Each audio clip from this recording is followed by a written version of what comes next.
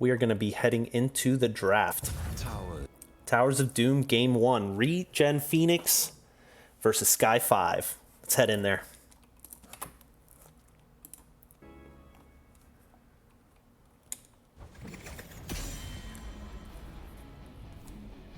Alright, so as I was saying, it was Sky5 that won the coin flip and decided to take first pick.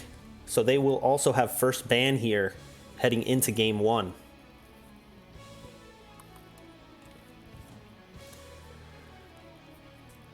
I wonder if there's any... It looks like there's been a lot of scouting done by both teams. So I'm curious if it's going to be target bans here or if there's just some overall meta bans that we might be seeing. I've seen a lot of Sonya play in the games I've been casting the past few weeks. She just seems to be a menace with that W build. Pretty solid double soaking potential from her as well, and good team fight flanking if she brings the leap. And we see the Ariel ban, so this kind of negates kind of a endless push cheese that could potentially happen in the bot lane. Kael'thas banned out as well. That's just a good hero in the right hands. I hate to play against a good Kael'thas player, but a lot of high-tier players like to think that they can play into the Kael'thas as long as they don't spread the bomb. But probably a bit of a target ban, I would imagine there. ETC banned out. Potential global. Strong front line on the tank there. And both of his heroics can be really strong, whether it's the global or the mosh pit. And we see kind of a choke coming out from ReGen Phoenix onto the mages here. Kael'thas and Li Ming taken out. Definitely still some mages on the table. That could be pick Mephisto, Orphea. Two pretty strong mage choices. And they don't think it's a big worry. They take Cassia. Kind of mini mage pick. She's got her Q build she could take for that infinite stacking damage. And we start us off with Cassia, very solid DPS hero, good survivability, and good strong poke and burst damage with her, I believe it's called Surge of Light at 7. And there we see the Sonya. Been very strong lately. Uther being picked up as well, potentially as a main tank Uther for Daribo here. Curious if that's what we're going to see. You don't tend to see an early Uther pick as a solo healer, but it does give you flexibility as you see the rest of the team's draft come out if you do want to just shift into the solo healer Uther, but it tends to be part of a double healer package. Varian coming out. Seen a lot of Varian. Taunt Varian seems to be very high in the meta currently, and Ana to follow up with the sleep dart, negate any healing with her biotic grenade. Good follow-up for a Varian taunt, that's for sure. Heading into the second ban phase here. Tony Two Hands telling us that's a target ban on Daribo.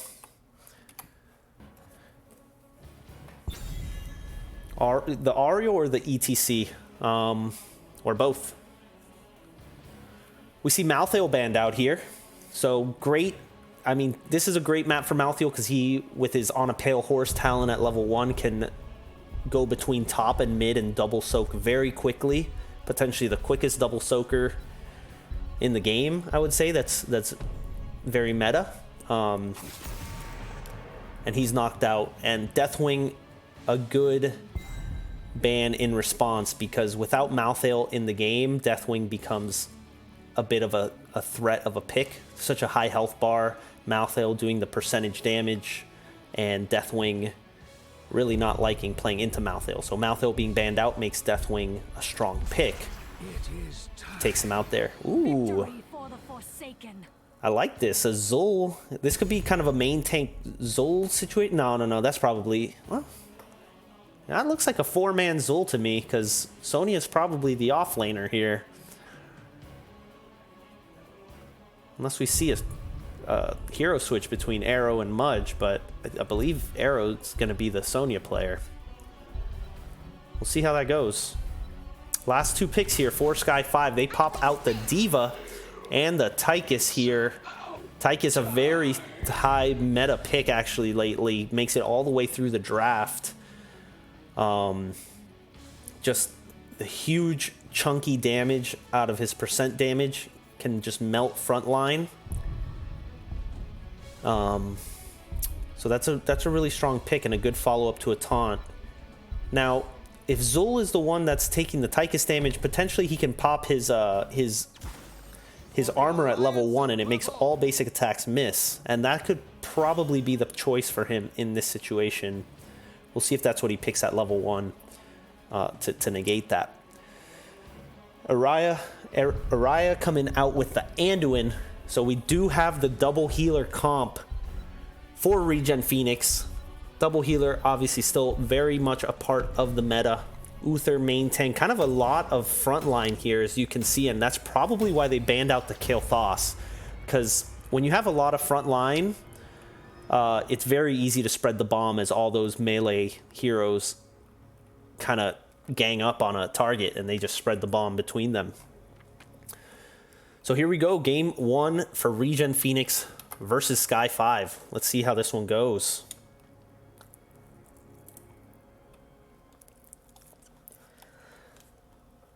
The Ariel. Okay. So here we go into game number 1. Spicy, perhaps too spicy. I agree. I think that can be kind of a crazy team comp to build around that.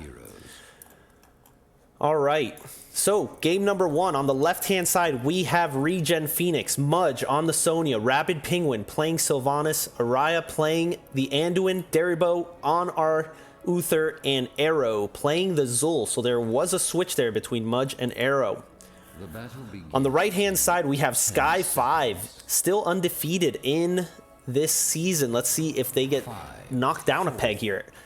AG Silver AG, is that Silver on the Varian? Furl playing the Cassia, Apple Mike on Tychus, Sneaky Glades on the Ana, and Lydell playing Diva. And we see a little bit of action kind of sneaking around here, maybe trying to get something with Rapid Penguin's Sylvanas Black Arrows early on. And there's a sleep onto Daribo.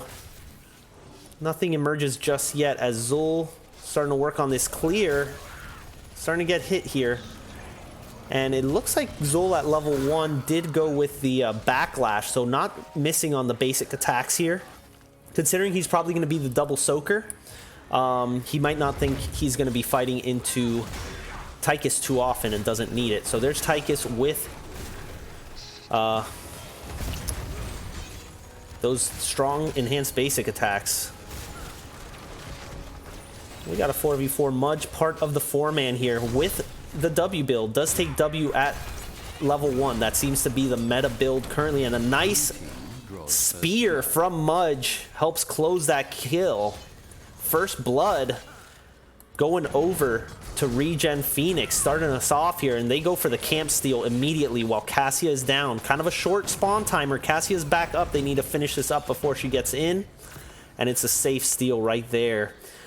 And you can see Zul and Diva just trading up minions here, top and mid, as both the other teams have all of their players in the bot lane. Kind of an ARAM. It's a nice thing about this map. There's always some action down here because of that 4v4. Daribo, actually, Uther is pretty good into the taunt variant because he can pop that stun like we saw right there. And now we see second Sapper camp coming over. Taunt is online. AG Silver looking for something, stepping in deep, and Liddell is here along with Arrow, popping the root onto AG Silver. Daribo first to go down.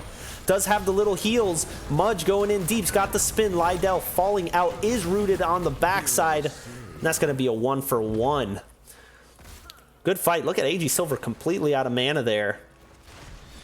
He is stacking the Lion's Maw, 6 out of 25 so far. That's gives a nice little burst of damage as well as a slow, a bigger slow on the backside. Here's the Mercenary Queen enhanced.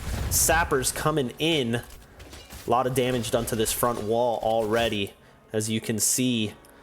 ReGen Phoenix with a slight advantage in that sense. Deribo looks like he's got the Holy Shock going, so he can use his Q on enemies to do a small amount of damage and reduce the cooldown for just a little bit of that frontline action for him. And the altars spawning, we've got Zul and D.Va capturing their respective altars up top. That's 4 points apiece. Araya trying to grab this. The team is zoned out. Rabid Penguin taking a lot of damage, but that is going to be a capture. And ReGen Phoenix probably trying to get out of here now as Rabid Penguin taps. There's a pull onto Uther. And ReGen Phoenix coming out on top with 4 extra points onto the core there. Zul's got a big wave crashing up here. He does have a bit of an advantage as far as clearing, and he should be able to out-clear the D.Va there in lane. And we got a slight level 7 advantage as level 7 now coming online for Sky5. Front wall completely down here, so a bit of a advantage. Oh, here comes Silver from the side, but doesn't drop the taunt. Furl coming out kind of deep, gets rooted, able to be pulled back there. Mudge now spinning to win onto a few. Spears in onto Apple Mike. Not scared of anything, and now it's Furl that's kind of out of position here. Gets caught out. Deribo kind of low. Apple Mike looking for it, not quite able to get it. And Cassia, again, going down there. 3 kills to 1 as we head back up here for ReGen Phoenix for another Sapper camp. Arrow showing up. Just making sure everything looks hunky-dory here. And looks like he's heading back to lane. And let's see how they want to handle this. Altars spawning in 18 seconds, but they've got these enhanced sappers coming in with the Mercenary Queen of Sylvanas. If these connect, that's going to be about 75% of this fort, but they're doing their best to hold them back. Is Sky5. The sappers are getting dangerously close. 1 runs in, 2 running in, and the 3rd one making its way in, and that is a lot of that fort, and it's just going to be a trade here. D.Va capturing, Zul capturing, and the 4-man continuing to push down bot.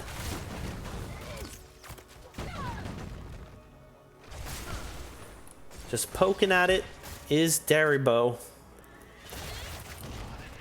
Zul put the root in. It looks like Silver was heading up here. I'm gonna just call him Silver because I'm not sure if it is Silver, but if chemistry treats me right, I thought AG was what meant Silver, but what do I know? All right, and we see kind of the classic build for Sonya here currently. The W at 1, W at 4 for increased splash range and damage. And here we go, team going in with level 10. That's a huge light bomb followed up by a huge divine storm, and the team actually having to pull out. A good job by Sky5 to hold back on that combo. Not quite enough damage to close a kill. Level 10 now online for Sky5. Let's see if they're gonna do a little rebuttal here. A lot of combos used, pretty much everything but Poison Nova, but they do convert the bot keep bell tower here for ReGen Phoenix. And let's see what these ults were picked. We've got Valkyrie, Micro Missiles, Warbringer, so no protected. That got the extra Warbringer charges, and you could see Sky5 coming up around this way. We've got the laser for Tychus and Nano Boost for Ana. Mudge trying to create some space. The time is now.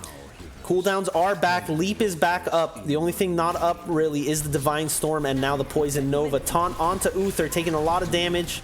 Able to pull back. Mind Control actually onto AG Silver, but it looks like it's Rabid Penguin getting pulled in. Doesn't connect on the Light Bomb.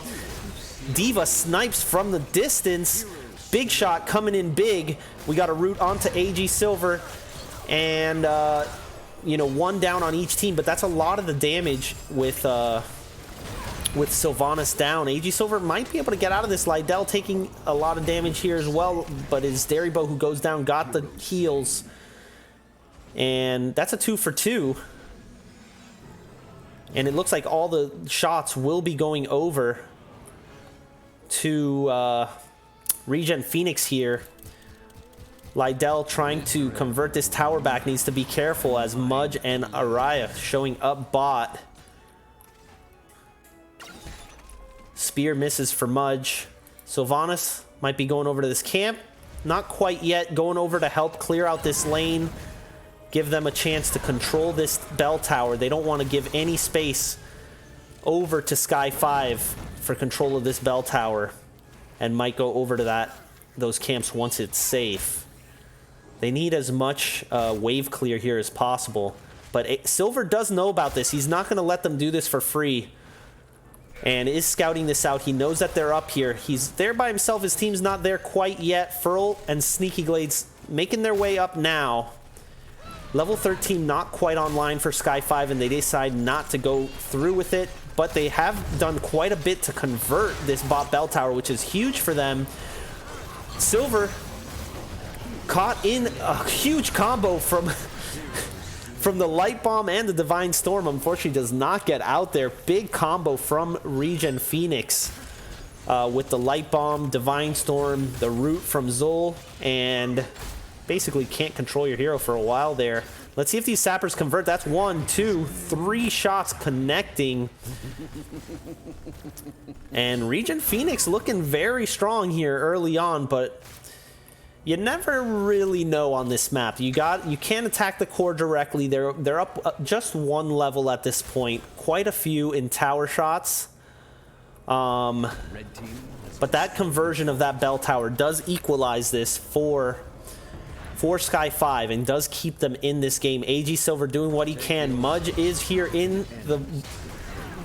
catches him out already. There's an unstoppable... starts spinning is Mudge, but he's got a -100. Tychus first to fall. Valkyrie onto Araya, pulling him out. Going in deeper. Doesn't connect with anyone, and it looks like Araya's next to fall. And that's 2 for 1 right now. Furl trying to do what he can. Sneaky Glades in the back does land that sleep onto Arrow, who's now healing off of that W. Mudge, a lot of low health bars, but they did already convert the tower. Let's see if Sky5 can close out some kills here. 4v3, they were holding their own there, but they were not able to convert that those shots. So bigger advantage now going over to ReGen Phoenix in shot count, 32-11 on the cores here. Level 16 about to be online for ReGen Phoenix.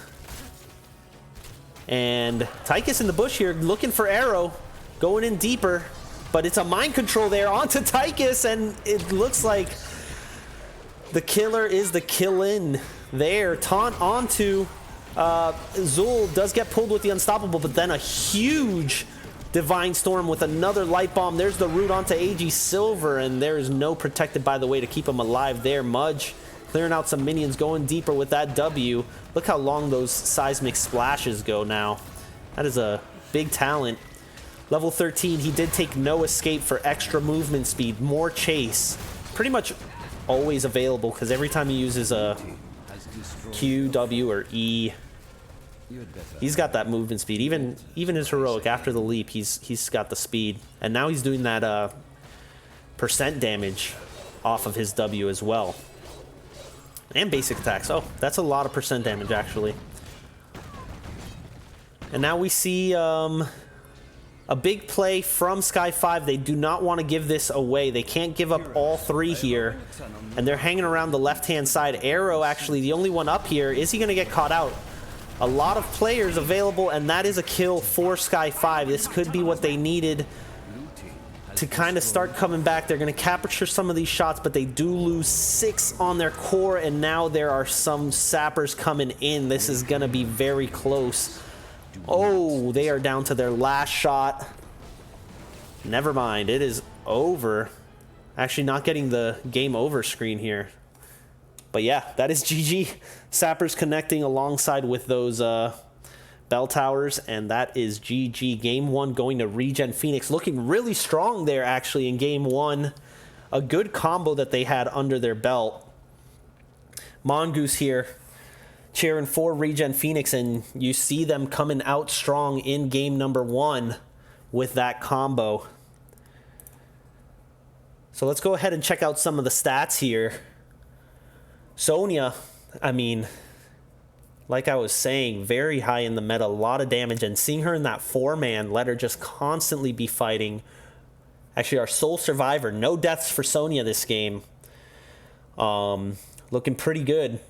Great win, Mongoose says. I would say so. I mean, the Divine Storm Light Bomb combo, Zul coming in with the root, a leap. There's just so much CC. I loved seeing the mind control from Sylvanas as well. It's a pretty fun talent. I mean, definitely doesn't seem to be the meta pick as far as Sylvanas ults, but saw some good ones there. Saw that great one onto Tychus as he was going for Zul. So that looked pretty good. Game 1, ReGen Phoenix taking down Sky5 for the first time this season. That is their first loss of the season. So ReGen Phoenix got to be feeling pretty good. They have some dominations under their belt. So they're looking for another one to keep climbing in those ranks. Right now, ReGen Phoenix sitting in 5th. Sky5 sitting in 2nd place with 12 points. ReGen Phoenix with 8. This domination victory, if they can get it, will obviously shoot them up in these ranks. So, you know they want it. Sky5 doesn't want to lose any more games here as they are in 2nd and trying to push their way up into 1st place. So a lot on the line here in this game 2 that's going to be coming up. Let's go ahead and check out some of these talents while we wait for the next lobby. Kind of a quick game, I gotta say, for Towers of Doom. You tend to see Towers of Doom going to level 20, but ReGen Phoenix just looking so strong and kind of dominating in all of those bell tower fights and all of those altar fights. Capturing the bot bell tower and having control of bot with that mercenary queen from Sylvanas got a lot of value in taking down that bot wall, converting the bot fort. And then they were pushing in those sappers as well as capturing those altars. So they really got a lot of points quickly. 13 kills to 5. You can see they definitely had the advantage in the team fights as well. That's the kind of thing with Varian too. If you're not getting those kills early on, and you see we've got a cleanse from Uther that can help stop that taunt from following through. If you're not getting those taunt isolation kills, that Varian's kind of, you know, that's what he's good for. If you can't get those, you're kind of SOL, as they say. So they were able to play into that pretty well, not allow him to get those kills and come out on top. We had the full W build here for Zul. I love that build when you can pull it off. That AoE basic attack that just gets faster and faster the more you're basic attacking. And you can basically just stand there and right click on one enemy and just say, I'm not moving till I either kill you all or I'm dead. And definitely a fun build to play. Poison Nova popping out a ton of damage. But like I said, that Sonya build, this has just been dominating throughout NGS as well as Storm League currently. So, looking pretty good was ReGen Phoenix there in game 1. Minigun. In the rhythm at level 4. Pretty standard build here for Tychus. Well, we'll see what they can do in game 2 if they're going to take first pick or map pick. Teams tend to take first pick when they have the choice, and they did in game 1. So we'll see if Sky5 wants to do that again, or if they want to go for map pick. So looks like we've got a game 2 lobby set up. So let me go ahead and get us in there. Ooh, got a pretty fun map, something I actually haven't casted this season. So here in game 2, we are going to Garden of Terror. So this is going to be a fun one. Let me check who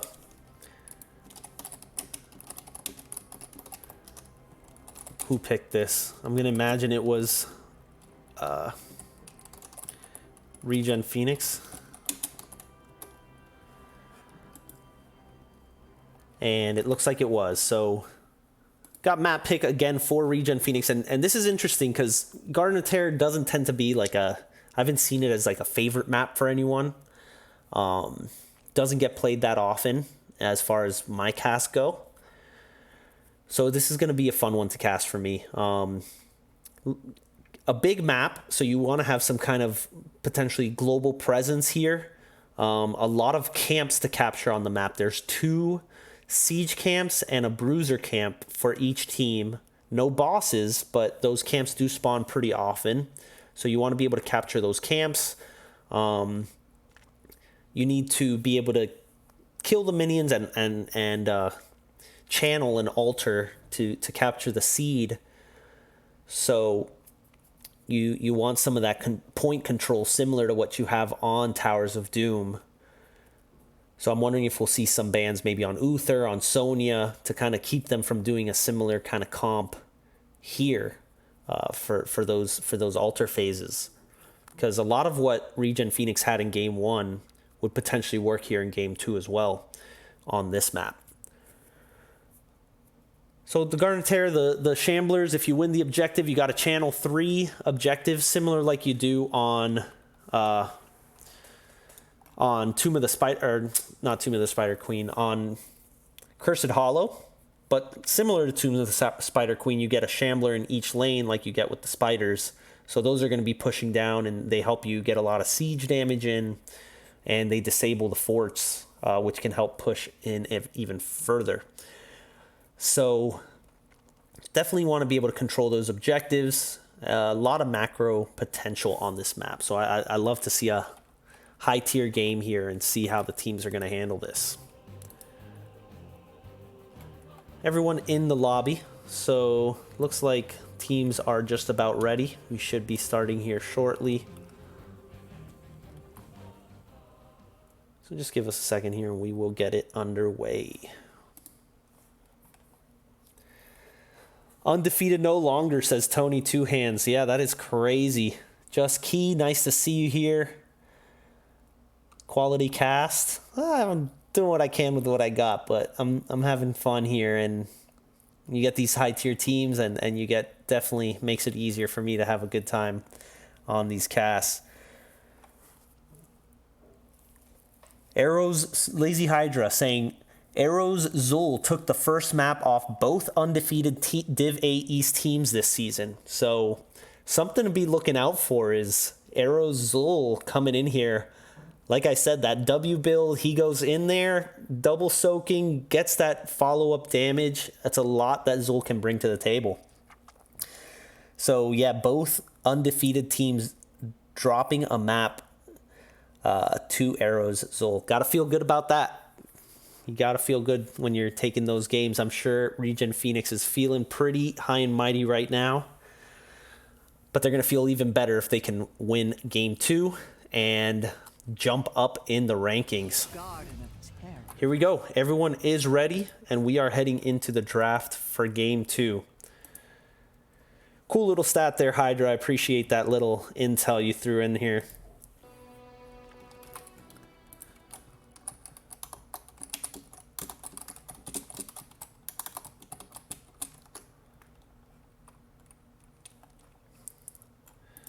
Throwing 2 balls your way. Do what I can. I do what I can. You know what? I can't just do that to 1. Everyone's gonna get 2. All right, here we go. First ban online here for Sky5. They are taking the Gazlo out of play. Interesting. I wonder what made them go for that. Kael'thas banned out here. Clearly going to be some sort of target ban.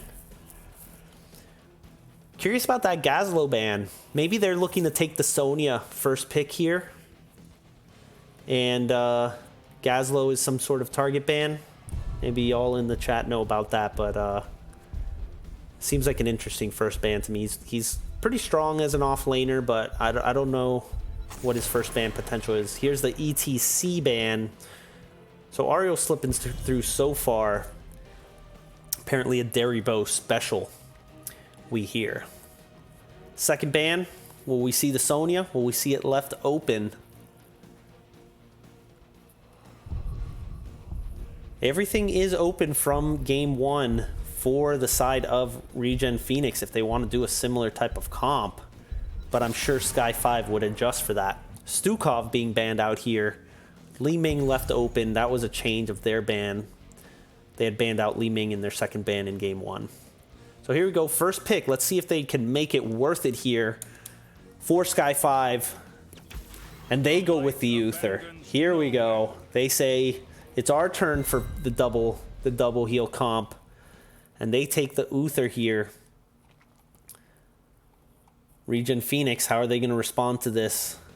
Sonya does struggle into Uther a little bit. That point and click stun, stopping her spin, can be potentially deadly. But considering she's at the top of the meta, I would say it's probably still a good pick. And there it is, the Ariel. Araya picking it up. I wonder if that's a role swap going to be coming up, or if Araya is our Ariel for today. Arrow going to be playing the Sonya. Potentially so far. Mudge played it last game. They do their role swaps, keeping the other team on edge of who's playing what. I do like that as a psychological factor in draft. Switching who's playing what at the last second. And there's the double healer. Apple Mike picking up Raynor and Allen by default on the Anduin. I believe that is a player swap here. I think they had a sub in game 1. I don't know their roster, but I was told there was some sub action going on. Uh-oh. Snag in the chat calling a Lost Vikings game. That's actually a good point considering the map. This is a big map, a great tool Lost Vikings can be here. Bribing camps, soaking in different lanes, and allowing for a 4-man just roll through kill comp to work their magic. I like that call, and I would love to see it. It would be an interesting pick. Li Ming banned out for ReGen Phoenix, and at the last second we see Vala being banned out as an Ariel Hope producer. Pairs very well with Ariel. It's been a classic combo since the hero came out. Just because she can constantly produce Hope. Ariel being kind of a unique healer in that, yeah, she can produce her own Hope to heal her team, but most of her Hope generation comes from an auto attacker, someone who can pop out consistent damage like Vala. Rabid Penguin coming out on the Hanzo, and Mudge popping the Mei here. And let's see how this is going to round out. So that is a 4-man. I mean, who plays the Lost Vikings? And who would that be? I would love to see that, Snag. Because that's a good kill comp. I mean, that 4-man right there for ReGen Phoenix does have that potential. And there we have the Blaze, main tank Blaze and Chromie. Oh no. That's going to be an off lane Blaze, but a lot of CC potential Blaze brings to the table with his stun, his charge, and his combustion. And we've got a double healer on both teams. There we have it, double healer meta coming out. Sneaky Glades, appreciate the follow here, as well as Snick Tail Cell. Sorry for butchering that. Oh, I see. Sneaky Glades was in for the first game. Some sick Ana games. I gotta say, those snipes. I mean, I know it was a tough game, but you had some good ones in there. Definitely keeping the team alive, and some nice sleep arrows as well. So good job in game 1. Let's see if your team can come around and reverse sweep this. Guy Dude saying if they take Lost Vikings, they would have been light on damage. And Lazy Hydra, return of the Daribo Ariel. There it is. The legends were true. As we head in to game number 2 here. On the left-hand side, the undefeated team Defeaters ReGen Phoenix coming in after a Game 1 victory. Araya playing the Rhaegar. Mudge on Mei. Rabid Penguin on the Hanzo. Daribo on his legendary Ariel. And Arrow on the Sonya. Daribo saying the flame of Almaish is upon you. He is ready for action. Right hand side, we've got Sky5 looking for that reverse sweep. Silver on the Blaze. Apple Mike playing Raynor. Allen by default on the Anduin. Lydell on the Uther. And Furl playing Chromie over here. So here we go. The minions starting to match up here in mid. I'm curious what build Chromie is going. And we've got the auto attacks for Uther. Common main tank Uther build because you're getting those basic attacks in. And you can get more stuns out once you complete that. Rabid Penguin and Daribo hanging out bot right now. Mei just watching the rotations. Rhaegar actually sitting top for the solo lane currently. Sonya mid. Kind of players everywhere so far. Raynor waiting for that siege camp to spawn. So he's going to start that immediately. He does have Exterminator, so he should be able to pop this out kind of quick. Mudge just capturing in the mid lane. And we have Rabid Penguin and Daribo bot facing off against Furl. Not too much gain so far as they head over to their bruiser camp. Nope, looks like they're heading up to help Arrow on the siege camp. Blaze and Rhaegar. So you can see a lot of focus on the siege camps early on here. Siege camp already coming out there. Raynor popped that out. Coming out mid is the blue siege camp. A lot to look at because the teams are kind of spread out here. So not too much action, but a lot of camp grabbing so far. Daribo and Rabid Penguin trying to clear this bot one out. Sonya working on their siege camp over here. Now Apple Mike, Silver coming over to help him. Apple Mike working on this bruiser camp along with Lydell. Daribo and Rabid Penguin clearing this out a little slowly, but not too much damage, and they're trying to keep Furl away from this XP. It looks like a pretty cheeky play. Mudge working on this mid siege camp as the first speed is spawning. Seed is spawning. And they're going to want to clear out these camps as quickly as possible. And let's see, Rabid Penguin and Daribo just starting this camp, and it looks like this could be given up. And it looks like the first seed will be going over to the side of Sky5 for free. It spawned on their side, and it looks like an invade if they don't hurry up here. AG Silver coming in with the charge, not able to connect.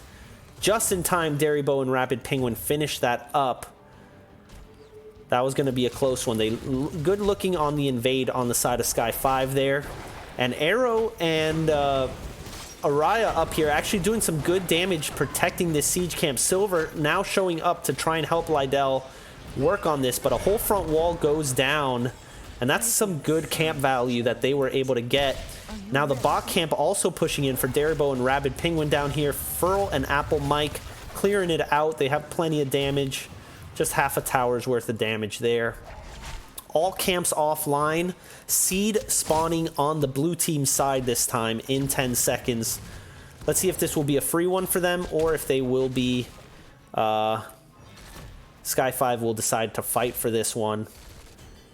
And it looks like everyone kind of staying in lane. Level 7 now online for both teams. Silver maybe seeing what he can do to slow this down. Furl showing up. Mudge in deep. Coming out around back, actually. So it looks like they're not giving this one away for free is Sky5. But they're kind of trapped between a rock and a hard place with the rest of Sky5. But actually, Arrow taking a lot of damage up front, trying to spin out of there. Mudge caught in the whole team, and that's a pull onto Silver, Silver, Silver with the low health bar. And it gets captured. Nice space created by Mudge and Sonya there to allow the capture on that seed, and everything goes back to normal. Camp online, and it looks like Chromie and Raynor heading straight there. Hanzo working on the blue one, Raynor working on the red one, and Chromie capturing this down bot. No kills yet, level 8. And you can see this is kind of much more of a macro-intensive map with all of the camps. But this seed is spawning right in the middle, so no one wants to give this one away for free.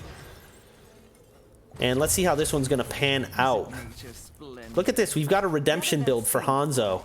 Auto attack build. So let's see if he can stack that up. He needs to auto attack the same player twice to get a stack on that. And it'll give him a big boost, 50% attack speed if he can fill that up.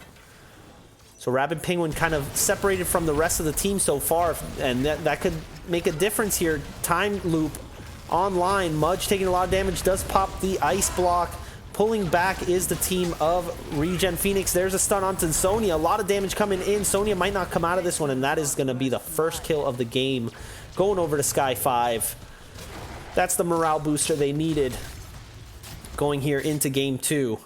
And looks like as their prize will be the second seed for them here. And Rabid Penguin just shy of the stall there. So 2 seeds to 1. One more seed going over to Sky5 will cause the first set of Shamblers to come online.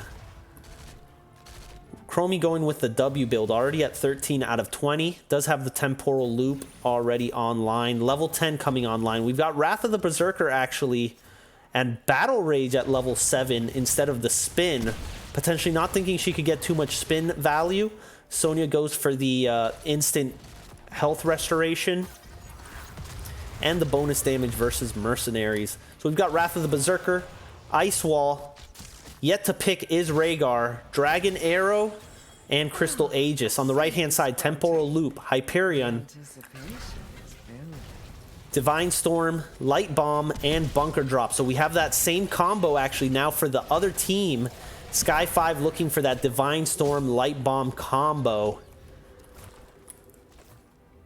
Let's see if they can pull it off and give them a little taste of their own medicine. Arrow here a little split off from the rest of the team as the blue team coming from the south. Arrow is coming around now. And this is going to be a big fight. Level 10 for both teams. Let's see how this one's going to pan out.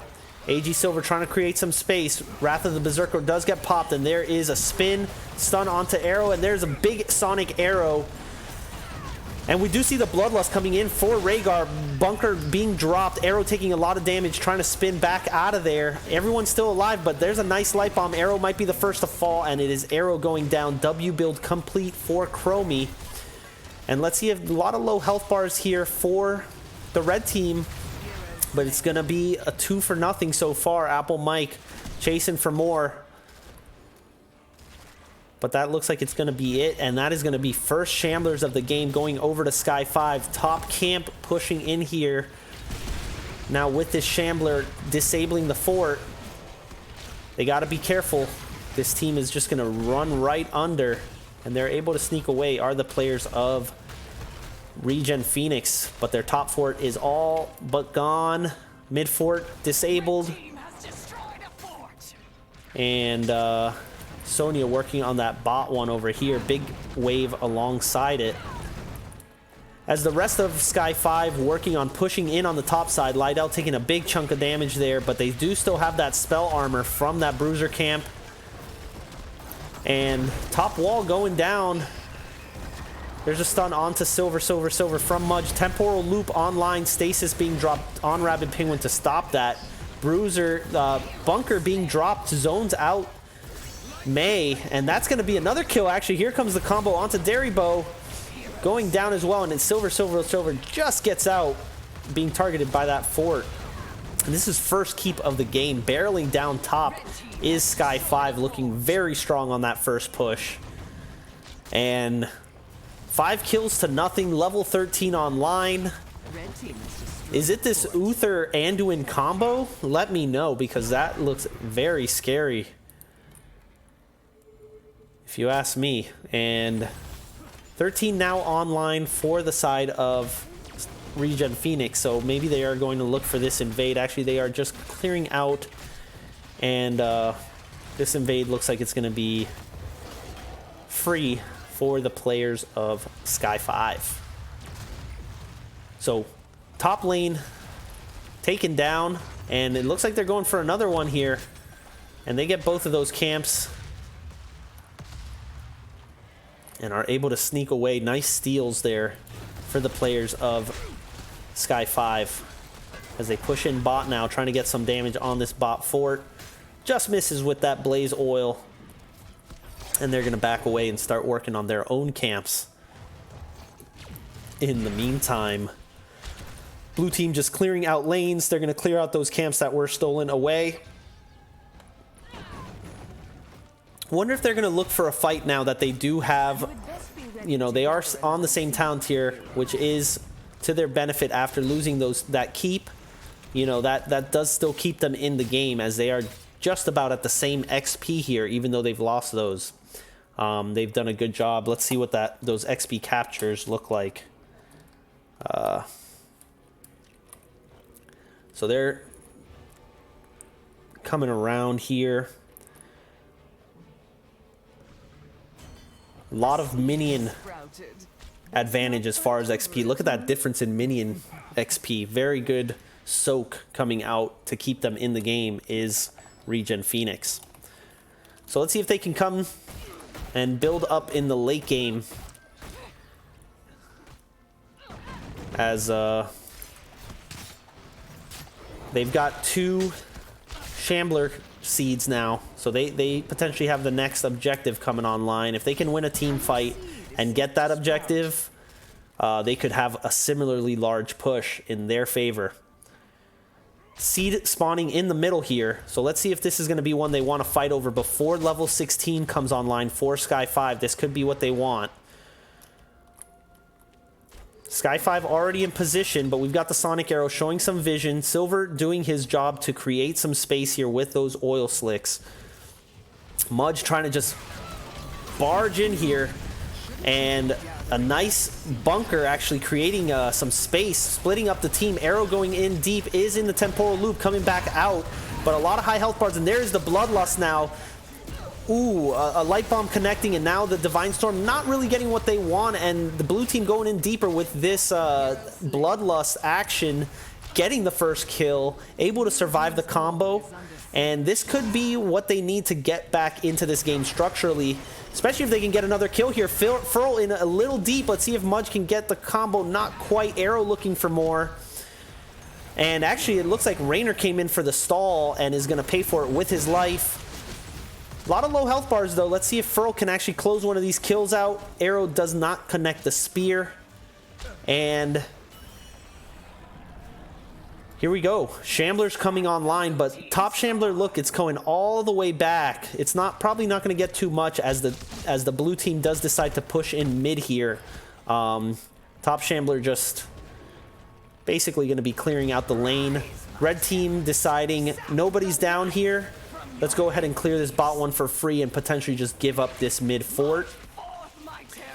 And ReGen Phoenix is going to want to get as much out of this as they can here. Let's see what goes on as they push in. Red team has cleared out the bottom.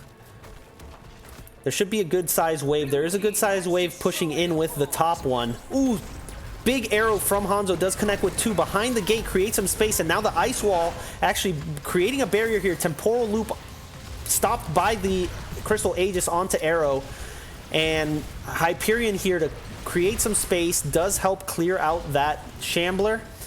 So the wall does not go down, but they might be able to get this top fort as well, as there's a big wave here and the Shambler is still up.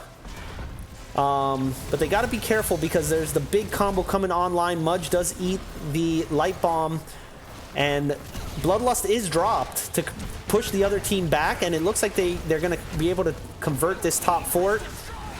And they want more of this fight. I think ReGen Phoenix should maybe back out now. They've used their whole combo. And there's not much to be gained other than the team fight. But let's see, with that huge ice wall, actually, maybe I spoke too soon, because that could be what they need on Apple. Mike able to step away, but look at that chromie damage. Actually, it is Sonya that drops. And now it is ReGen Phoenix that is trying to get away. I felt like after the Bloodlust dropped, they should have just kind of took their fort and ran. They had some low health bars. I get it. You want to get the kills, but it ended up going back in favor of Sky5 on that Sonya death, and they're looking for more, actually. They are continue to push in here, but it's just to create space, steal this camp away. But that was a good Shambler run for the blue team here, as they're able to convert 2 forts. That'll help mitigate some of this lost keep up top. And Red aggressively pushing in, trying to steal this bruiser camp away. A lot of damage here. The whole team here, they are going to be able to steal this before the blue team shows up. They knew Sonya was not spawned yet. Able to steal that away. No Shambler seeds for either team now, so that was a good macro call from the red team. Able to get a lot of these mercenaries out before the next seed phase. And let's see if blue wants to just give this away, considering it's on the red side. They did the first time this happened. And they might just do it again here as they get their camp. Mudge in the lead, looking for some action, just trying to find out where the other team is, and probably on that camp, so they're going ahead to clear out the lanes. Red has plenty of camps to take here, and now they might be looking for a fight before level 20. Mudge coming in aggressively, just drop the ice wall, create some space, but the camp is already taken. Let's see if this is going to be a good fight for them. There's the Sonic Arrow from Rabid Penguin in the distance, but they actually decide to pull back. Bloodlust is not dropped. Some of their shorter cooldowns dropped, but Sky5 actually doesn't use much other than the Hyperion there, and they're going to have a heroic advantage going into this next seed phase. Bizarre Bloodlust comp, Wono says. I agree. I mean, yeah, you're right. There's not a lot of auto attack damage, and Mudge actually getting caught out here.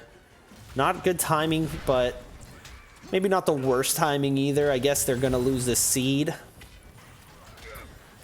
I guess the Bloodlust, it does give them the extra speed and some heals there team-wide. Maybe it's just to be able to close the gap. Especially at level 20, if he takes the upgrade, it'll last for so long. I don't know. You're right. There's not much basic attacking going on. You know, if they had the Rainer themselves, it would make a lot of sense. Maybe because Sonya is getting out a lot of basic attacks. It's really hard to say who's the big basic attacker here. Maybe it's Mei. JK.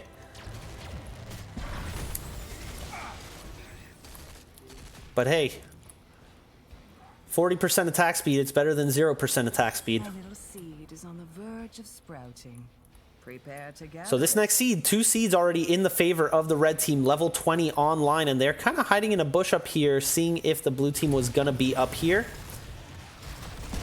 Kind of a cheeky play, because maybe they thought that the blue team was going to give since they didn't have 20. And we're just going to take this camp. So that maybe they were looking to just wipe them out and end the game. But blue team not there. And Sky5 making their way over here. And it looks like ReGen Phoenix doesn't want to Hail Mary onto this, and deciding instead to try and catch this defense with their level 20s online. And try and make a comeback from there. Shambler's spawning in all 3 lanes now. And level 20 is online. Stuck in a loop for Chromie.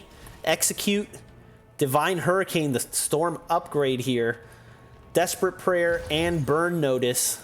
On the right-hand side, we've got Ignore Pain, Shatter for the Extreme Ice Wall, Storm Shield, Bullseye, and Diamond Resolve.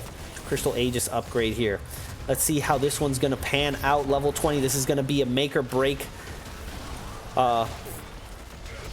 defense for ReGen Phoenix as they work on this first Shambler. Still a lot of health left on the Shambler, and now the stasis onto Sonya as she comes out, and there is a kill right onto Rainer immediately.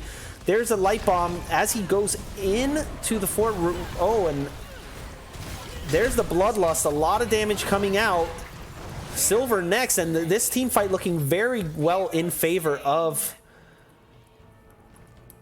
ReGen Phoenix, but they do lose Actually, they didn't lose the keep. They were able to save the keep down bot and are able to save their mid keep. So that is a monster defense from them.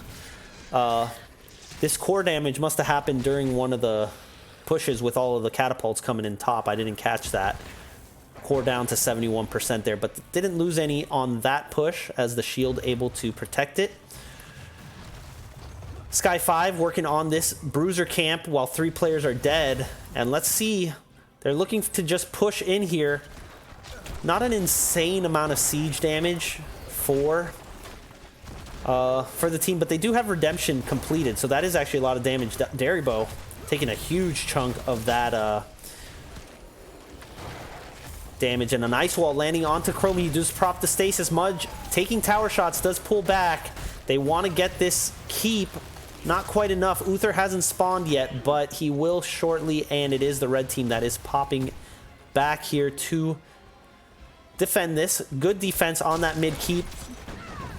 Bloodlust will be up in 5 seconds, so they will be able to get this combo out again, but a lot of damage out onto Mudge. Stasis being dropped. There is the Divine Storm onto Arrow alone. Bloodlust now online, and a nice pull onto Lydell keeps him alive. Silver trying to go away. There's a bit of a split damage here, and everyone able to get away. Everything popped except Light Bomb there. Are you ready for it? So nobody dies. It looked like blue team could have got a kill, but they kind of split onto 2 targets there. And Sonya did back here to defend, but they did perfectly capture that camp and step back. So they do lose the bot keep, unfortunately, for ReGen Phoenix. But man, we've got a long game on our hands here. Level 21, 22 coming online shortly.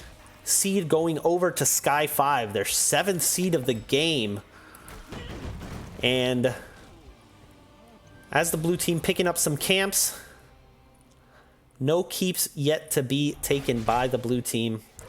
And let's see what's going on here. Lydell leading the charge, coming in, and here comes the whole red team. Whoops, sorry about that. And Arrow now in the loop. Looping again is Arrow being pulled back. There is the bunker to block the road, and Mudge actually out by himself does block that from Silver, who does step away. And again, great work by these healers. Nobody dies again. Bloodlust is online. Hyperion and Divine Storm online for the blue team. Seed spawning in 20 seconds.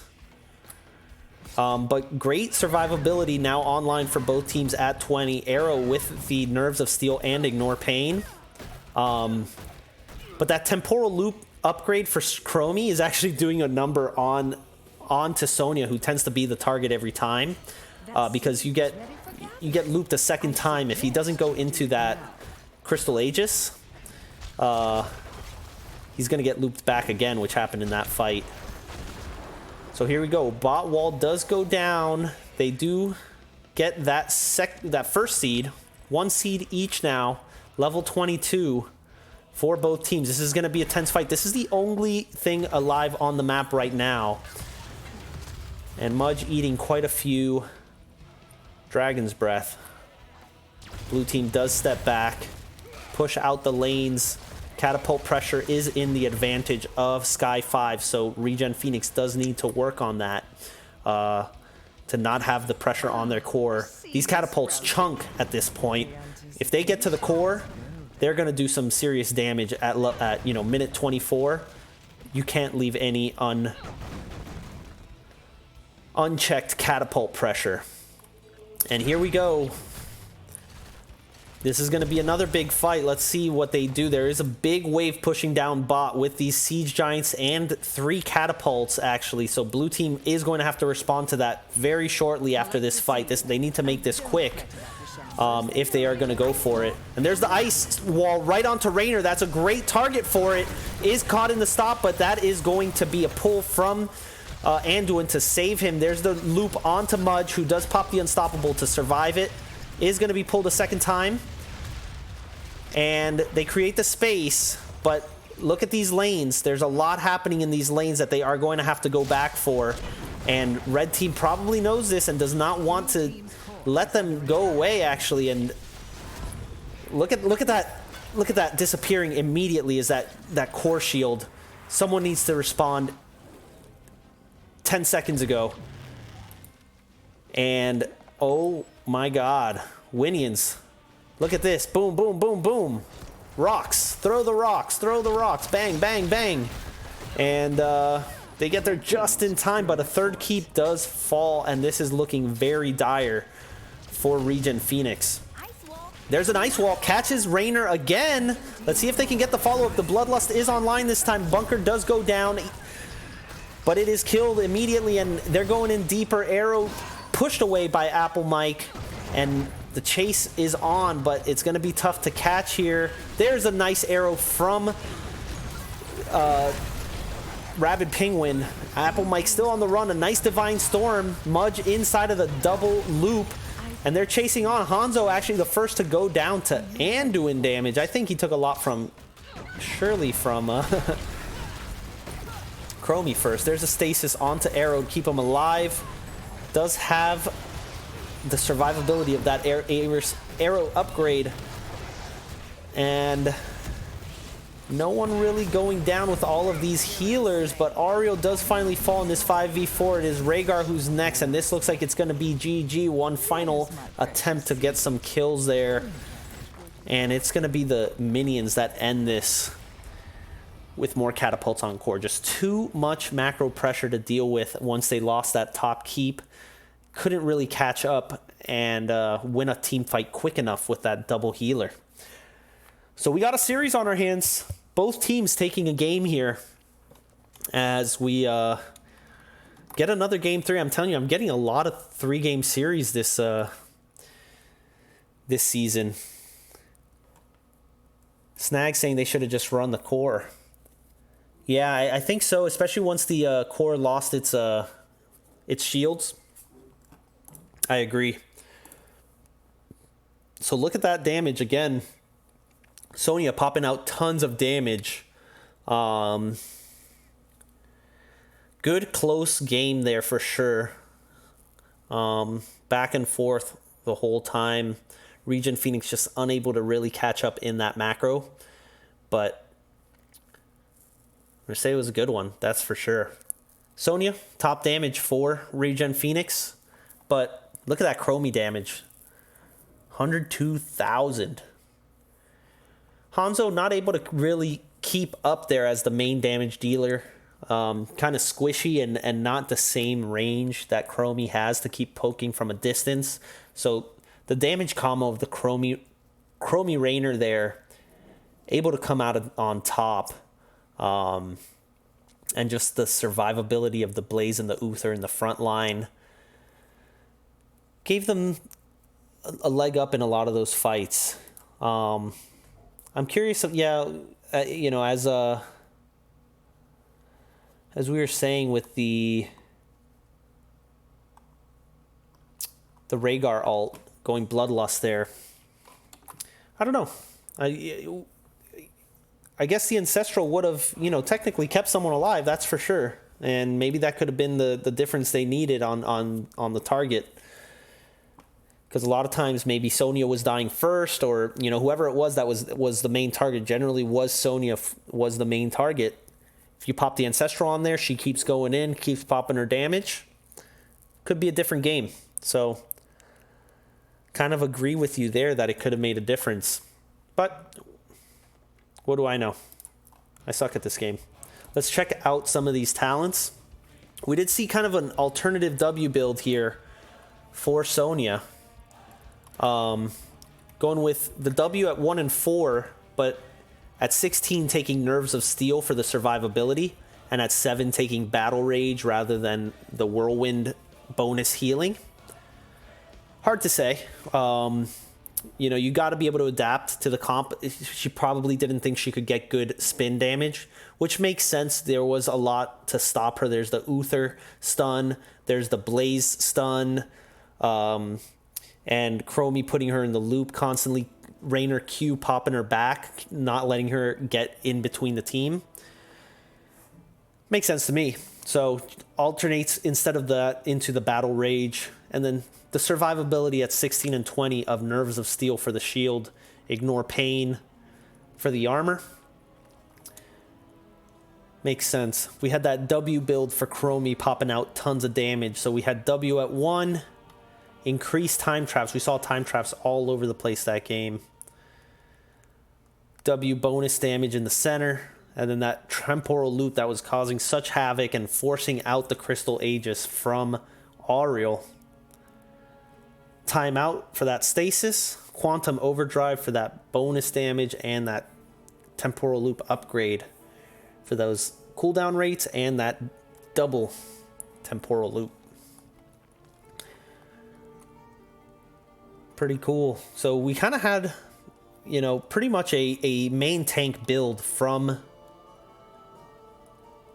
Blaze. I don't know what the level 7 is. I don't play too much on it, but with that bunker, creating space as well as survivability for himself and his team after he goes in.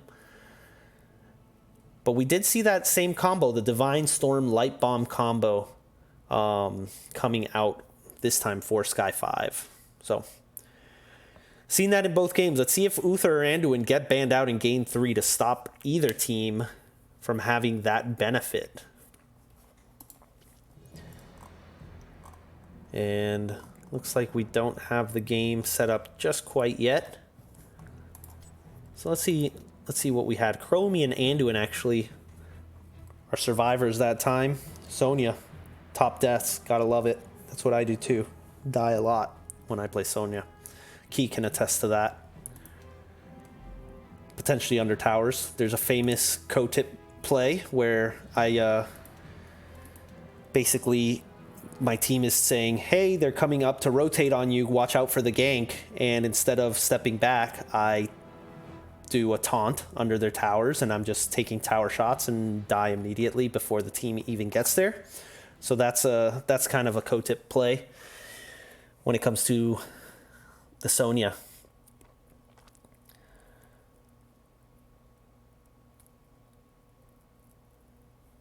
Yeah, I agree. I don't know how long ago that comment was, Wono, but that tribute didn't mean enough for them to be there. They needed to be back at the core, defending, pushing out lanes, getting ready for the next tribute. Just because the minions are just so strong this late in the game that you just can't let them get to core. You need to be pushing out lanes. At some point, you need to make the Hail Mary and the real taunt. Yeah, Key. I mean, at least I had that little medal over my head, whatever, you know, like the prestige medal. Joshua Scott TV. Yep, we saw that they took the game here in game 1 off of Sky5. They came out and apparently the secret stat is that who was it? Lazy Hydra telling us that the Zul, the Arrow Zul, is the secret weapon to take down an undefeated team. So, thanks for stopping by, guys. I'm having a good time tonight, and we got a game 3 on our hand. I know everyone's excited about that. I always am. And we've got a lobby set up, so we're going to be heading in there now. Let's go ahead and set up our maps because everyone is in here.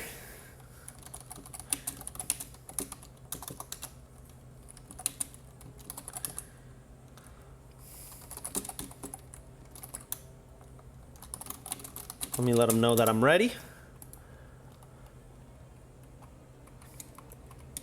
And we are going to Cursed Hollow. Cursed Hollow. For game 3. And it is going to be, I believe it was picked by, yeah, it was picked by Sky5 here. And so we're going to see the first chance for a first pick from ReGen Phoenix in this one. So let's see if they, how they're going to change this up. Knowing that they have first pick, a lot of high priority heroes. There's the Uther, there's the Anduin combo. We've got the Sonya. And thank you, Nexus Gaming Series, for sending over the raid over to our channel. We got an exciting one. Everyone who is stopping by now, this is going to be a good one. We got a Game 3. Murda, nice to see you in here, rooting for ReGen. Well, I'll have you know they did take a game here off of Sky5, the undefeated team, and this victory will be huge for them, pushing them up in the stats, pushing them up in the division rankings, and just showing that they've got the mettle to stand high in this division. So everyone who's just tuning in here, we had ReGen Phoenix winning our first game on Towers of Doom. Sky5 coming back in Game 2 for Garden of Terror. And now we're going to Cursed Hollow for our Game 3 match.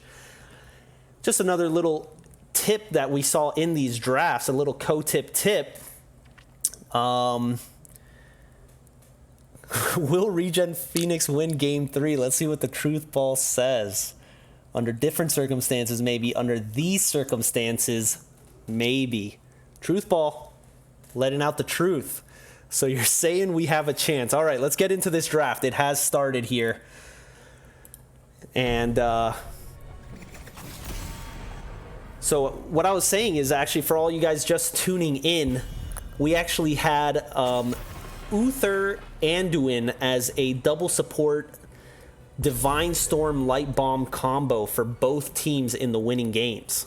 And we actually don't see either banned out. Sonya was in both games as well. Not on the winning team, actually in any game, if I can remember correctly. I think Sonya was in both games and lost. But we see Uther and Anduin getting through. No! Uther banned out here, not giving it as a first pick, so no more Divine Storm Light Bomb combo, and Deribo grabbing the Chromie away. Chromie very strong on this map with her long distance poke, good siege damage to clear out lanes in the early game. It's a big map. You kind of want to have people who can safely soak, similar to the previous map. And good damage as well. Li Ming coming out, who was actually banned by ReGen Phoenix in Game 1 and Game 2. Furl able to show us what she's got. And ETC, who was banned, now showing up as well. So a lot of changes to the bans and a lot of changes to the heroes being shown here early in this draft. This is going to be an exciting one. And let's see how ReGen Phoenix wants to take us into the next phase. Mei as our main tank. Mudge did a lot of work, a lot of disrupting, and a lot of big ice walls in Game 2 there. Raynor switching sides now. Rabid Penguin picking it up for that Pepper. Second ban phase. Let's see how this one's going to round out here. Sonya was on, you're right, yeah, ReGen had Sonya in both games. So she's 1-1 in this series. Deathwing being banned out. That's a good kind of last pick. Sneaky pick if the other team doesn't have the percentage damage to deal with it. And it looks like they don't want to deal with that is the side of Sky5. This is going to be a big last ban. They got to really think what they want to take out of the game here. And it's the Tychus. Tychus did make an appearance in Game 1. Was on the losing team, but is a very high meta kind of auto attack tank melter. We're going to see him taken out here. So, going to have to make them change what they're doing. There's the white mane. Oof. White mane healing is just so scary. It just feels like she can heal forever. Cassia coming back out here for Apple Mike. I believe it was Furl who played Cassia in Game 1. So we have a little bit of a role swap here, unless they're going to do it little player swap. And here we go, rounding out the draft for ReGen Phoenix. Let's see what these last two picks are going to be. They don't have a healer yet. Are they going to pick two healers? There's the Deckard, and the Gazlowe for Arrow was banned in game 2. So they know something about this Gazlowe that they didn't want to play against last time. Is this going to be a big Wombo, or is this going to be a Robo Goblin? I'm guessing we're going to see the Wombo because of the Chromie follow-up and the Deckard AoE. And here we go, a Samuro. Samuro loves this map, big map to move around on and kind of just create havoc, be able to get into the back line and give Chromie a hard time. Let's see how this goes. A nice Samuro play can really disrupt everything that someone can have planned, and as a last pick, they can't really pick against it. They don't have great ways to reveal him unless Chromie takes the level 1 vision talent. Got nerfed recently. I like it. I like that as a last pick here going in. So we got a series on our hands, everybody. This is going to be an exciting one to round out this one. So heading in to game number 3 for ReGen Phoenix and Sky5.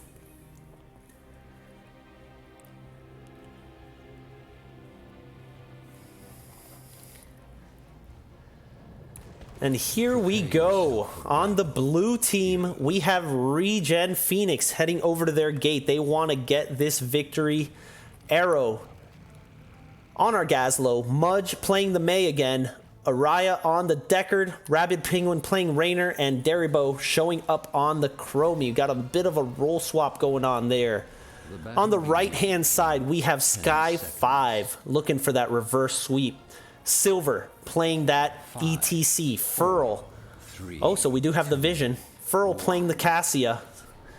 Allen by default playing White Mane. Samuro played by Lydell. And up top, Apple Mike going for a little bit of damage onto the top wall.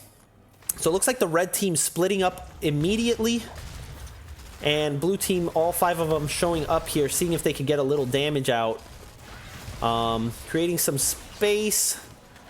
And Samuro already working on the bot camp, or excuse me, on the bot wave.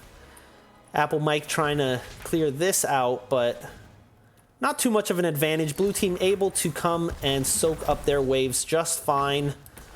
A lot of potions left mid for Raynor and Chromie. Camps will be spawning soon. We have the top spawn for the objective, for the first objective. So generally what that means is whoever has the opposite siege camp wants to wait for their siege camp. As you can see, Raynor going up to start his siege camp as it's on the same side as the objective, and then get the Bruiser pushing next. And the general macro call is to work on the Bruisers first for the red team, and then have the siege camp pushing during the objective. Let's go ahead and look at some of these talents. Mei trying to keep an eye on what Samuro is doing. Chromie also with that level 1 Time Walker's Pursuit on a 25-second cooldown, trying to get that vision. Keep an eye on Samuro, who is back in lane. Let's see what Samuro's talent is. Way of the Blade at level 1. More often will he have those critical strikes. Apple Mike on the Li Ming. Actually, we had a role swap. Oh no, that is unfortunate for them. The camp actually resets, and that's going to be a big slowdown on their clear here. Actually, Apple Mike taking tons of damage. Allen by default losing tons of his mana, trying to keep him alive, and no heroes to really get that health from other than his desperation.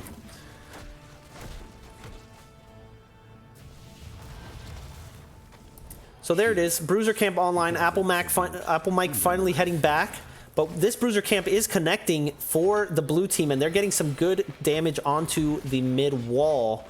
But as the tribute spawns, Siege camp actually never started for the red team because of that kind of misplay, I guess, on the bruiser camp. They weren't able to get that started.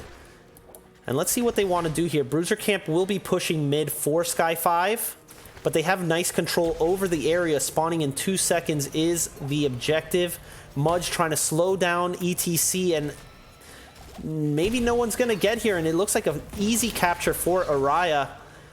First tribute of the game going over to ReGen Phoenix. Daribo taking some damage from Lydell on the rotation.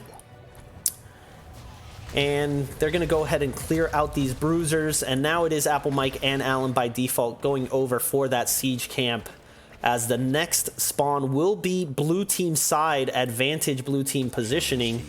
Arrow, look at him go. Okay, he's dancing. That's a little bit of a, you know, a psychological play. You get that dance off, get the other team kind of in their head a little bit. I like it. I like that. There's more to the game than just pressing your buttons. Rabid Penguin caught in between 3 Samuros, but seems to be okay for now. Spawn for the tribute in 4 seconds on the blue team side. You can see Daribo already kind of setting up here. We've got potions in the bush, potions all around. And Lydell actually coming from an angle. So let's see. They do want to stop this. Is the red team from an easy push in. Arrow trying to get that, but does eat a huge combo from Li Ming. Lydell coming from the backside. Does have spell armor. Arrow taking actually a lot of damage. Needs to be a little careful as the teams are split up here. Lydell just causing havoc from the back. And it's just a bit of a stall game. Blue team, red team does have this siege camp pushing in bot, so that is to their advantage. The longer they can keep this going. A huge root from Deckard. Daribo eating a Li Ming combo there as well, but this is just kind of a back and forth. And we've got a pause from Silver. Wow, that was a very heavy back and forth, very intense, almost, I would say at least minute-long stall. I wonder if we can check down here. Yeah, look at this siege camp. I wanted to check, but I didn't want to miss anything in-game. But the siege camp is starting to get some damage on the fort. Once it clears out this minion wave, if this is still happening, if this team fight's still happening, that's going to get that whole front wall easily. So blue team really has to make something happen here before it gets too late. So Silver looks like he's having some Discord problems as we wait for this game to continue. Let's look at some of these talents now that we have the chance. We got a little downtime. Looks like Silver's ready. We've got Q build, actually no teleport at 7 for Li Ming. So that's Seeker is nice. Additional damage on a single target. Good for capturing the camps as well, since she's been on camp duty a little bit. Mudge in deep, looking for that big stun. Catches one. Silver now taking a lot of damage. Apple Mike also in a weird place, but now Lydell coming from an angle, putting the damage onto Daribo, who is kind of by himself. The team trying to come back to help. But that is the Samuro play, and it looks like Gazlo being chased out from a different direction, and the red team getting the advantage there. But the Samuro really causing that havoc, unfortunately, for ReGen Phoenix on their advantage spawn for this tribute. But look at that damage on that wall down bot from this siege camp. Daribo clearing it out. Very well played by Sky5 to just extend that. Tons of stall potential. Nothing they really could do about the Samuro. No way to kind of lock him down, and his spell power he's got from his Mirage at level 4 really makes it so Chromie can't really do much to him. But Chromie's ult is online now, does have the slowing sands. Let's see if that can do a little bit to create some space. Boss about to be captured here top for Sky5. Chromie and Mudge just starting this. A lot of work left to do, and they actually give up Gazlo top to be clearing on this camp. this boss. Uh-oh, Silver scouting this out, but noticing that they had not started the boss. Do they want to start it? They are down in experience, so ReGen Phoenix doing a great job to capture experience throughout this series. They've always had kind of that slight XP advantage in all cases. Let's see what that's related to here. Again, the minion capture experience. They're doing a great job with those minion experience. But here we go, level 10 about to be on first for ReGen Phoenix. This could be the advantage they need.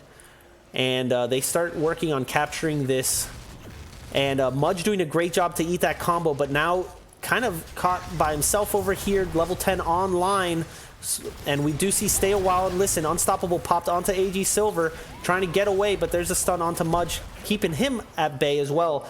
Allen by default more or less zoned out from the rest of their team. And it looks like this is going to be a capture for Daribo and friends. That's a big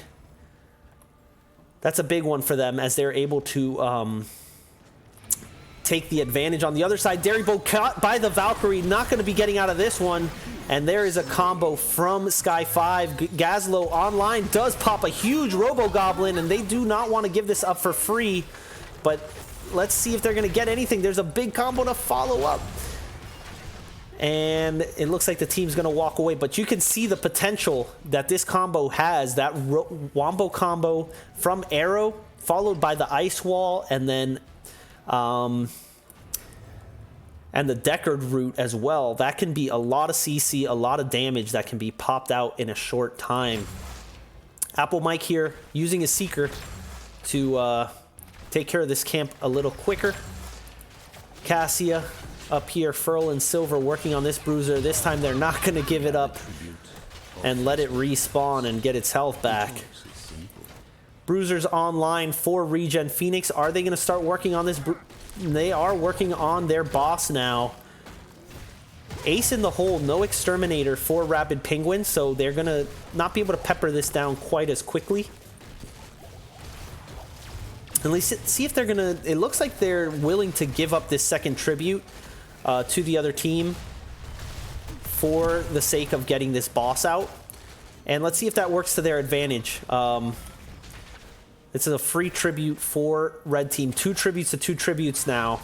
Red Team able to clear out mid where no one is for the blue team. All 5 actually pushing bot. And let's see, there's starting to be a rotation. Mudge and Arrow. It looks like Arrow heading mid to clear that out. This boss very healthy with 4 players here. It looks like this fort will be falling, but Apple Mike actually able to do a lot of damage with that Seeker, and might be able to convert this. It looks like with Lydell's help, they will be converting this. And let's see, on the right-hand side, those level 10 talents were Illusion Master, macro heavy play for Samuro, Scarlet Aegis, Valkyrie, Mosh Pit, and Disintegrate. So here we go. This Hyperion coming online and helping push in with his bots. A lot of siege damage that can do. And it's going to take out that well. And that's a pretty good boss push, I would say. Good trade on their part for ReGen Phoenix as far as what they got out of that. Giving away that second tribute. And let's see. This tribute will be a curse deciding tribute for either team. Let's see how this one goes. Level 13 online first, but just slightly for the side of ReGen Phoenix. Lydell starting to come around back. Does actually eat a combo before he pops out his illusions. Illusions are down, so he will not be able to do his Illusion Master magic. AG Silver gets out of the Wombo combo. But it is not Whitemane that is going to survive. Valkyrie onto Rabid Penguin, but a sleeping Cassia will not follow up on that. 2 caught in the ice wall. Big Wombo coming out behind that. AG Silver pushed right out of the mosh pit. So it actually does go on full cooldown there. 90-second cooldown. Oh, it's probably because of this encore at 13. Reduced it right before he died. And this is going to be a big curse for ReGen Phoenix with ETC still down. They are looking deep.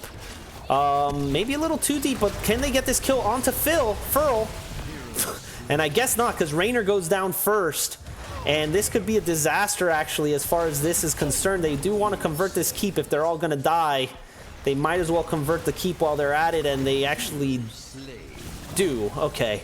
So that's something they get out of it, but maybe not enough. Furl is on the chase here, wants that Mudge. Oh, actually misses. No, doesn't matter.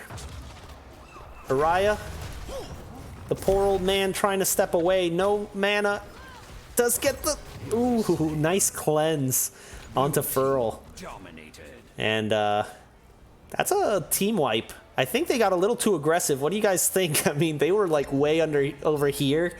I know that everything is turned off, but that's a lot that they lost, unfortunately, for them. But a great defense for Sky5 as they go for their boss. Diving core before hitting the keep. Yeah, I agree, Jordan. That's kind of a monk up play there. And that's going to be a boss converted over for Sky5. Level 1 prog rock complete now for ETC. So he is kind of a... They basically got a double healer comp now. Not really, but little extra heals. So with top fort down, this is going to be barreling down onto the keep wall. But it doesn't look like they're pushing with it. They're rather kind of get the rest of the map pushed out. Now that they don't have a bot keep, they kind of have to do a little bit of maintenance. And Samuro working on this camp alongside Alan by default. Silver working on it. And this boss is going to go down without even taking a tower here.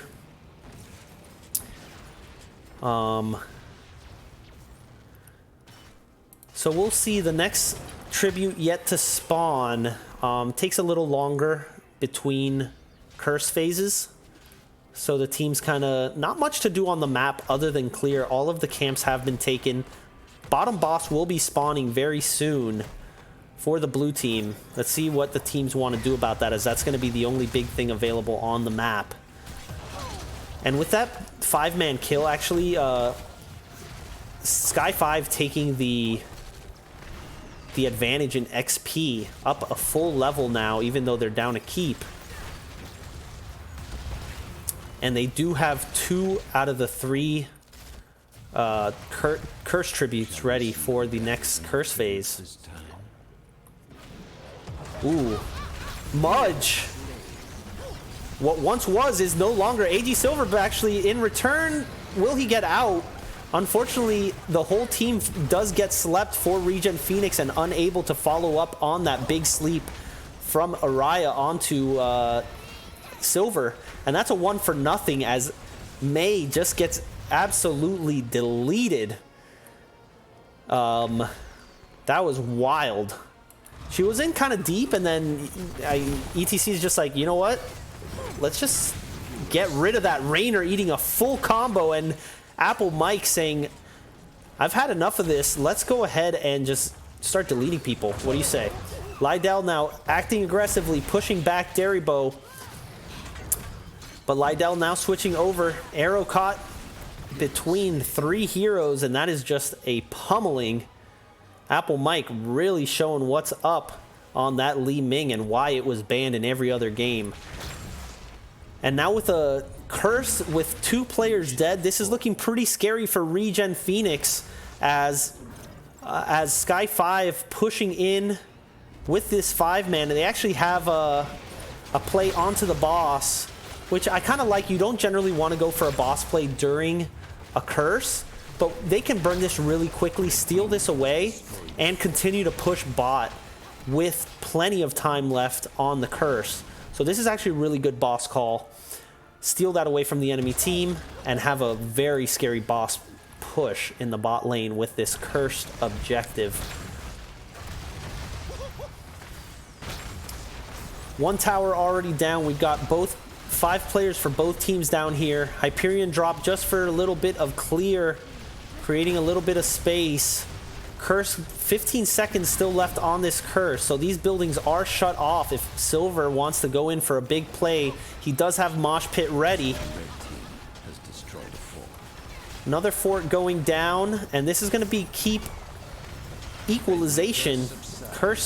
This boss still has a lot of health, but they decide to move to mid. Is the team for Sky5 now, as the boss just goes on core. It's probably going to be cleared before it can do any core damage, as the rest of Sky5 heads over to mid to knock down that keep wall. And that was a very successful curse for them. Both teams with 0 tributes now. This is going to be a big level 20 advantage actually for Sky5. 2 entire levels ahead now. It's going to take a long time, a lot of soaking for ReGen Phoenix to really come back. Temporal Flux for Li Ming. Nothing yet picked for ETC. Actually, he does go for Death Metal. Upon dying, he will pop a mosh pit out. So watch for a cheeky play there. And actually, Rapid Penguin getting caught by the nipple of that Valkyrie. And that is going to be a dead Rainer to start this off. And that's very dangerous as the red team goes to push in here, trying to get us the second keep for them. Very nice Valkyrie there from Furl. Half health left still, and there's AG Silver looking for the mosh pit. Does not connect as Mudge goes into the ice block to survive there. Red team stepping back, but does put a good amount of damage onto that keep. Decides instead to go to their boss. And so yeah, taking away that boss, Grand Paladin, you're right, does get away from their win condition. Another 2.5 minutes till that boss spawns. Level 20 advantage, not even online though. They still got a lot of time that they need to be soaking to get back into this and have a chance. So it's very likely that this tribute will be given up for free. To instead soak and clear out this boss. So they want to clear this out. Well, smartly, Samuro is going to be the only one working on this. I don't think they caught the vision. And, oh, that is a stall by AG Silver onto Mudge. There's a Valkyrie, catches one. Wombo combo whiffed from Gazlo, as the rest of red team is here to try and help push with this boss and get this keep down. Starting to look a lot like what happened in game 2. Sky5 was able to get a lot of the macro pressure in their advantage and then kind of win just by brute force there. So they are able to save the keep. That's huge for ReGen Phoenix at this point. And level 20 does come online. We've got the miniature black hole, Gravel Bomb upgrade, Piercing Sands, Respect the Elderly, Shatter, and Execute here. A lot of bonus damage now for Rainer with that Execute. Let's see if he's able to execute and get some kills here. Wow, just a sliver of health left on this keep. Next tribute spawning in the beneficial side for the blue team, but they do have some lane clearing to do. Chromie doing a quick clear right there, and they are rushing over to set up for this as the red team clearing out their bot lane, as they do have some pressure there. Getting that Siege Giants just as this tribute spawns, knowing that this is going to be a big fight. And let's see how this goes.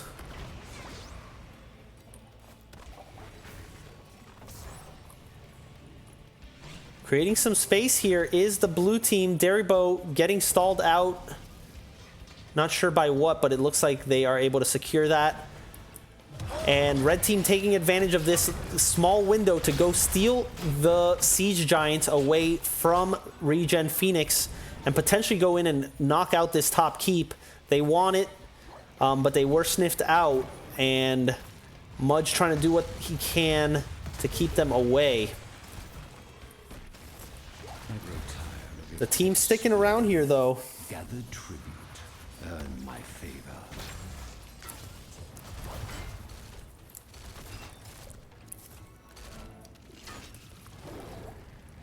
And 1-1, so this isn't a game-deciding tribute. If either team wants to potentially you know, do something else. But considering... Wow, actually, look at this heads-up play by both teams, knowing that this boss is a potential call. This sneaky bush trap being set up. And now it's the red team sneaking in here, knowing that this boss is online. Going back, there is an ice wall onto ETC. Let's see if there's going to be a follow-up here. Nothing able to be grabbed. One root.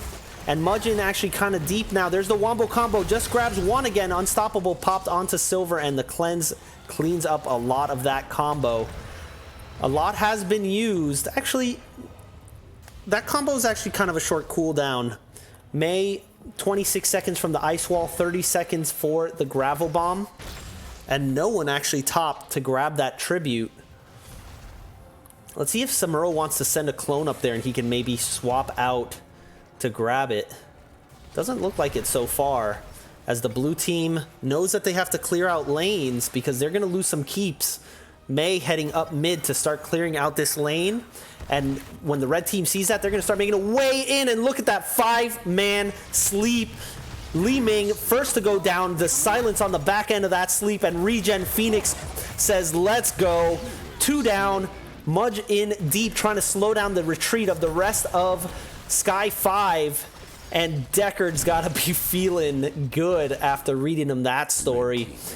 And let's see what they want to do here. That's all of the damage down, basically, for Sky5. And it looks like Rabid Penguin and friends heading in. They want to just go for the core here. They want to end the series. And with the 2 players down, a 5v3, only Lydell as a damage source. Does get the mosh pit onto Raynor, which does slow him down. But the armor is already down on the core, 65% and falling. Chromie does fall, 44%. They still got some work to do. Arrow looking for more, does catch a few. Oh my god, Rabid Penguin trying to do what he can. Mudge does not have very much health. Ario, 2% on the core. What a defense from Sky5. And as the other team is now spawning, holy crap. All keeps down. Way too much time on the clock. And I don't think there's a defense here. And there's a wow called from Furl. And GG called from Mudge. What a defense from Sky5 as they head onto the core. 18 seconds till Chromie spawns. Arrow asking for an Alt F4. And that's going to be GG. What a defense. A 3-man defense. What a play. And, oh my god, that Deckard silence. Insane. And that's going to be series going over to Sky5, maintaining their dominance in this division. Very close series all around. What a crazy back and forth. That was absolutely awesome. I'm glad you guys were here for that. That was so cool. So let's check out some of these stats and see if we can go in for a interview. Yeah, I saw them, Jordo Max, I saw them standing in the minus 75 armor that the core is dropping, and that makes a big difference. Why didn't they just boss an end, says Joshua Scott. There's a lot of questions you can ask. You know, in the heat of the moment, you kind of just go for it, and it looks like that's what they went for it. And, I mean, 2%, you got to say, it's like, how much can you really call there?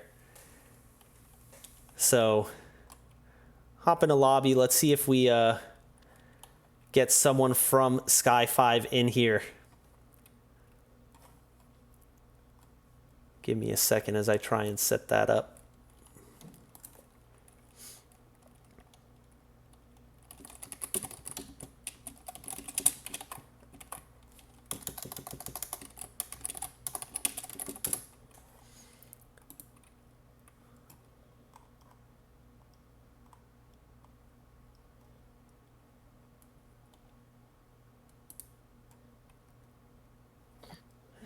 Hello, hey Furl, how you feeling?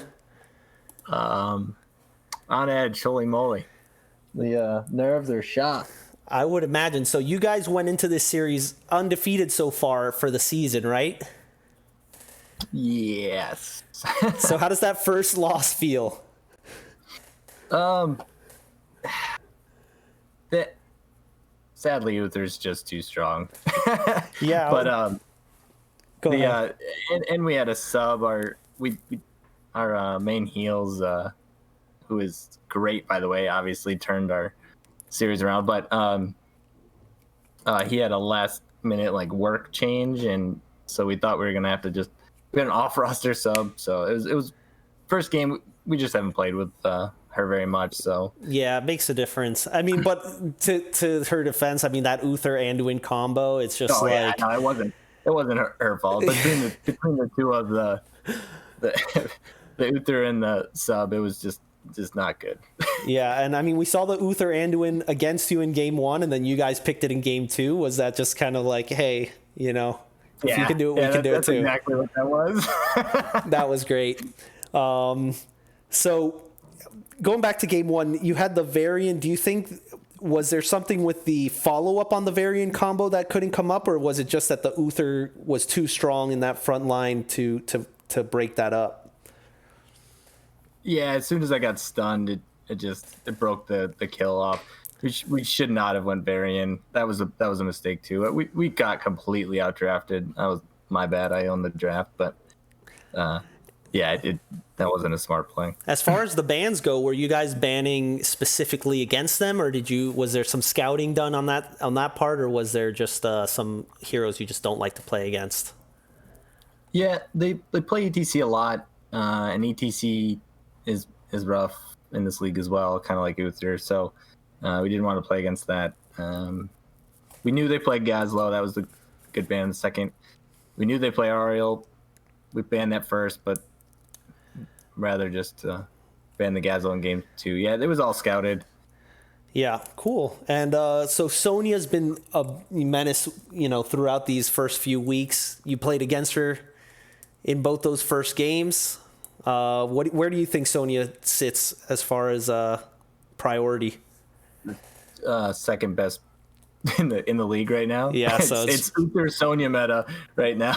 Gotcha. So, yeah, seeing a lot of it in all the games I've casted. Yeah, she's broken.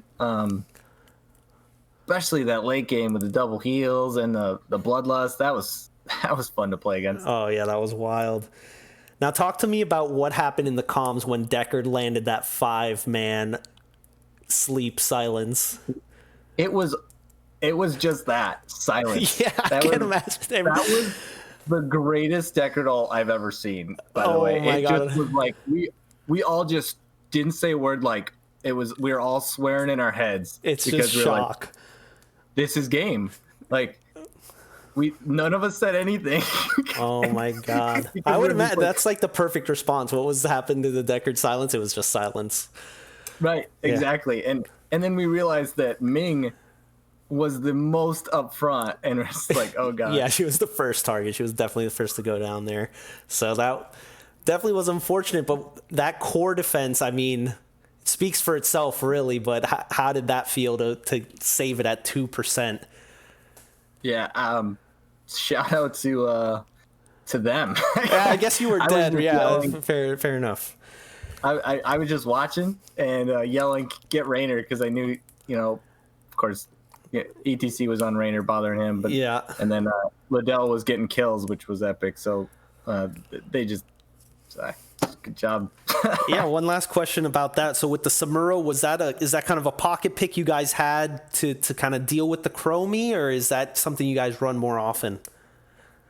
Yeah, I mean, we like to bring it out in the larger maps. So cool. It's hard to play against, especially in this league where our macro just in Div A are honestly, if you have a Sam player, it has to be banned. It's just really absolutely hard to play against in our Div. We're just not quite at that heroic level. Yeah, I would agree. Your macro game was looking really strong in those 2 victories. You had great kind of split pressure and everything, so it looked really good. So yeah, any last shout outs, anything you want to throw out here before we wrap it up for the night? Yeah, shout out to Taylor, the sub. Thanks for jumping in. I know it was rough, but We haven't got to play with her much either. Just shout outs to the core defense from Liddell and Silver. Holy crap! And shout out to the ReGen. They played really well. They scouted really well. Drafted really well. Cool, man. Well, that was great. Enjoy the victory. You guys are doing great this season. Good luck with the rest of the season, and hopefully, I'll see you around in the games. All right, thanks. Thanks for casting. See ya. See ya. All right, guys, that is going to be it for me tonight. What a series. I mean, some great plays there. I hope someone clipped that Deckard silence and that core defense. So that's some play of the game, play of the week type stuff right there. So thanks for sticking with me. I'm glad we got to see that crazy series pan out. And I hope you guys come back and hang out with me in the future, because I've been casting some crazy 3-game series all season long. So stick around, hit a follow if you haven't, and we will be in touch. All right, have a good night, everybody.